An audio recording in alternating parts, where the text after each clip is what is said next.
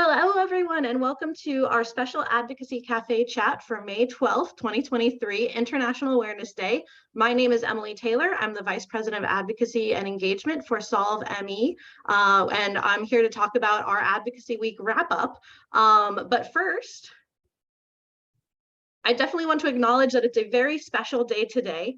It is ME Awareness Day. And this is a really unique event that happens on May 12th every year. And here's a couple selection of campaigns. Today was also Millions Missing with ME Action in Washington, D.C. and around the world. So for those of you who are at the end of your spoons because you've gone to both events, hurrah, thank you for joining us, even though there was so much else going on today. We really appreciate your energy, and I hope you enjoyed all of the rest of the events and campaigns that culminated today.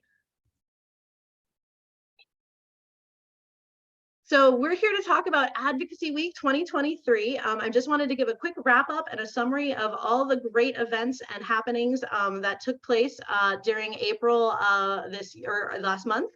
Here's a couple selected photos from the event. Just really excited to share that we had a both in-person hybrid event that included in-person elements. So you see some photos from the in-person events there. But we also had virtual elements that many of you joined us for. So the week was really just packed full of events, but we created it with such a way that we tried to put breaks in between. And we had masking and vaccine oversight at all of our in-person events. And guidance from the CDC on how to safely conduct our meetings. And every staff member had different preferences, so it was definitely a juggle, but it was a fabulous result. So on Monday, we had our in-person training day event in Washington, D.C. That was Monday, April 17th. This event was for all of our in-person folks to gather, meet each other, plan for their meetings, and also get trained up on the topics and talking points for this year, which was, we also had 3 virtual sessions as well that everyone was welcome to join for those who were participating virtually. Our actual day of action where we were on the Hill taking meetings was Tuesday, April 18th. We're starting and continuing to do follow-up from those meetings. So we have lots of interesting follow-up that's still ongoing, so we'll share a little bit more about that later. Our social media day was Wednesday. That was also a rest day for everyone to take part in promoting our action online.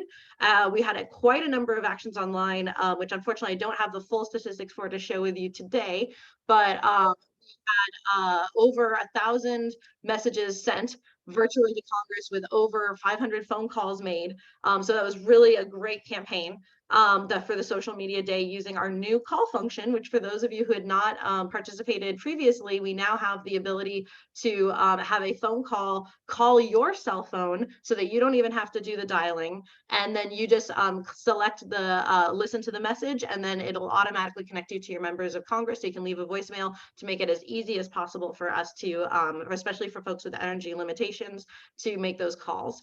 And then we went virtual on Thursday, which was our House Action Day, entirely virtual, conducted by Zoom.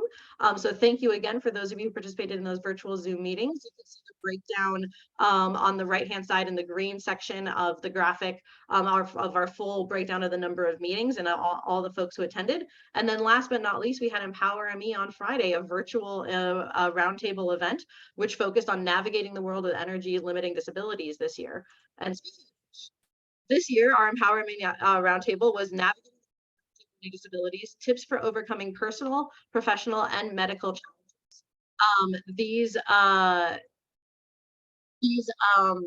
These different challenges were presented by 6 different experts, 2 in each area, personal, professional, and medical. And then we had 3 breakout sessions focusing, zeroing in on personal, professional, and medical challenges that allowed folks who participated one-on-one time with the experts following their presentations. Oops, did I skip a page? Oh, no, I didn't. Okay, good. There we go. So just a couple notes about Advocacy Week overall. It was a hybrid format this year, which is something that is new that we've tried. So we'd love to hear your feedback about how people felt about the formatting, both using virtual events, allowing folks at home to participate, and simultaneously using in-person events that create that in-person connection, which is so precious. We had 8 total events and webinars. We had the Lived Experience Task Force directed and selected the topics for Empower ME. We had 16 different contractors, vendors, and honorariums that were part of Advocacy Week, 15 Travel Award recipients, and our Advocacy Week registrations actually were right on target, which was really wonderful this year. So you can see on the left was the number of folks who registered, and on the right was our target over the slash on the lower right-hand corner. So we had 100 of 100 for our registrations for our target for our in-person signup, and then we had 376 signups for 350 target for our virtual. And then on the left-hand side, under that team structure section, I won't go through thanking everybody individually because I would take up the rest of the entire conversation, giving all my gratitude to this amazing team who made this possible. But I just wanted to show how many folks came together to really make this event so special and so meaningful. And it takes a village. And I wanted to just thank our amazing Solve ME Village, who made Advocacy Week the amazing success that it was. So I know everyone's always very excited and wants to know, what were we asking for? We did all of this work. We brought all of these folks together. We put all of these programs, but what was it to accomplish? And it was to accomplish the passage and the additional identifying and recruiting additional co-sponsors for the Care for Long COVID Act. Our folks were very clear that we have up to 332 million Americans who are estimated to have infection-associated chronic illnesses like ME, CFS, and long COVID. And please support these struggling Americans by co-sponsoring the Care for Long COVID Act. This is our advocacy tool. So now, again, be patient with me. I'm going to try to bring up our advocacy tool. Okay, so you should now see our advocacy tool, which was created by the amazing Melissa Smallwood, who I notice is here today. Thank you. This was a fantastic tool for our advocates that were able to look up and quote numbers from their district of how many people have long COVID based on the CDC prevalence figures. So this is the state figures here, and you can see the total adult population, the percent with long COVID, and then what the CDC data allowed us and was really unique to do was to look at the number of people differentiated by activity limitations. So significant activity limitation and then regular activity limitation. So it not only got a sense of how many people this impacted, but the level of impact and how deeply impacted they were. So it really was a very helpful tool. Again, these are the states here. And then we also had our House of Representative figures by district. So this could be broken down in various ways for both the House and the Senate usage. So again, kudos to Melissa. Thank you so much. This is a really great tool. And it was really special to make that available today, to make that available for our Advocacy Week. And it continues to be available today.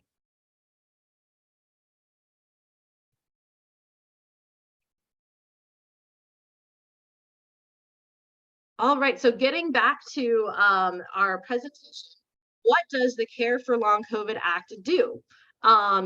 This was introduced by Senators Markey, Kane, and Duckworth, who reintroduced the CARE Act this year as part of a bipartisan effort in both the House and a Democratic effort in the Senate. Matching bills that have the same language. That's HR 1616 in the House and S 801 in the Senate. The language is identical. So the purpose of the bill is to help people living with long-term COVID-19 symptoms by improving research and providing resources for people with long COVID. That being said, ME/CFS is specifically mentioned in the bill language as a comorbidity of long COVID. And so this bill, the way it's written, the funding and solutions can apply to the infection-associated chronic illness community. Here's a quick look at the bill itself. This is just a selection from the Senate bill, but again, the language in the House and the Senate is matching. And on the right-hand side, I know it's hard to see because it's a little zoomed out, but you can see the myalgic encephalomyelitis component highlighted there. And this language and these breakdowns of the different illnesses associated with long COVID, which are comorbid, which may include ME/CFS, fibromyalgia, postural tachycardia, or orthostatic tachycardia syndrome, or other forms of dysautonomia. Postural orthostatic tachycardia syndrome is also known as POTS. autoimmune diseases associated with viral triggers, connective tissue disorders. This is for our EDS friends, mast cell activation symptoms, also another key disease or condition that can be triggered by COVID-19, and of course, related conditions or illnesses that that are discovered later to be triggered by COVID-19, which so far there haven't really been any added to this list by many of the agencies in government. But this has been really a successful piece of legislation. We're really excited to get a Senate Republican. That's our primary goal coming out of Advocacy Week, and we still have some follow-up with a lot of great work and some great openings that were made by advocates like that are some of who are on this call. So thank you again to our advocates for taking the time and energy to make this all possible, because we're really excited and have really high hopes for this legislation moving forward in the next 2 years. Lastly, I just wanted to spend a quick note on what is the policy narrative for Solve ME on the Hill this year. Our narrative is that policy solutions are urgently needed. There's three areas, like a trident, three prongs of attack. These prongs of attack are short-term, near-term, and long-term, but they all need investments now. In the short term, we need to prevent harm that's currently happening by providing medical education programs to currently practicing doctors on long COVID, ME/CFS, pacing, and the dangers of exercise. That's what's actually included in this bill. So that medical education section that I showed you just a moment ago, that medical education is required to include those relevant illnesses as itemized in the bill, including ME/CFS. In the near term, even if you educated every doctor out there on ME/CFS and long COVID, you would still have the problem of there are simply not enough specialists in this area. There are so many patients, estimated 5 to 9 million now with ME/CFS thanks to COVID, and those numbers of folks with long COVID are just only growing larger. So as the virus continues to spread in our communities, so providing and expanding clinical care for new centers of excellence for long COVID and post-infection illnesses are absolutely critical. So that's a second area of funding, which is provided through the Treat Long COVID Act that was just introduced this week. So those who haven't seen that, check out social media. We'll have a blurb about it in our email soon. The new Treat for Long COVID Act that specifically does this second prong of attack.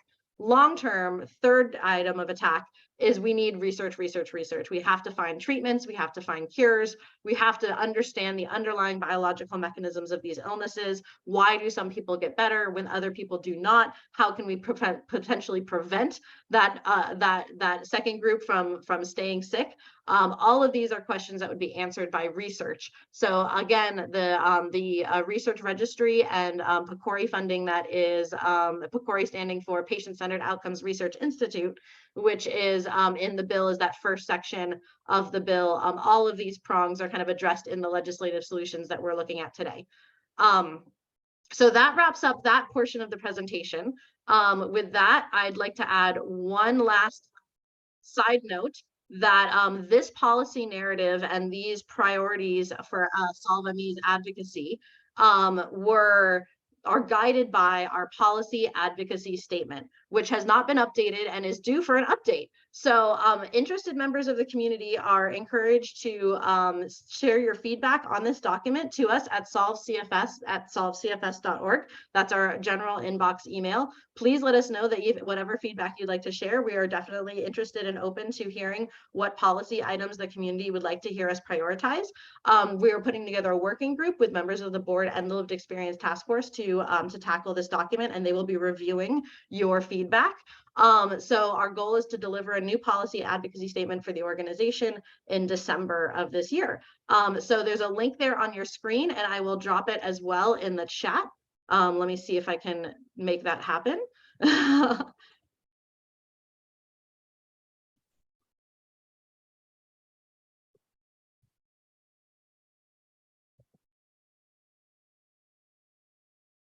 There we go. That should be in the chat now. And so that is to view the statement, which is currently on our website as part of our transparency initiatives. You can always see these on our website, and we'd love to hear your feedback.